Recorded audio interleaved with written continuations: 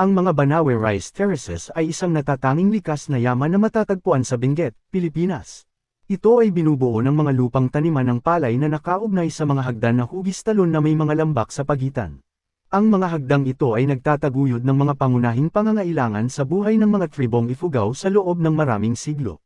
Ito ay isa sa mga natatanging halimbawa ng kakayahang likha ng tao at mga teknolohiyang tradisyonal sa agrikultura.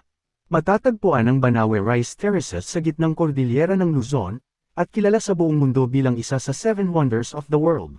Ang mga hagdang talon ng Banawe ay ginawa sa pamamagitan ng mga kamay ng mga tribong Ifugao sa loob ng maraming dekada, at ang teknolohiya ng paggawa nito ay ipinasa mula sa henerasyon hanggang sa henerasyon.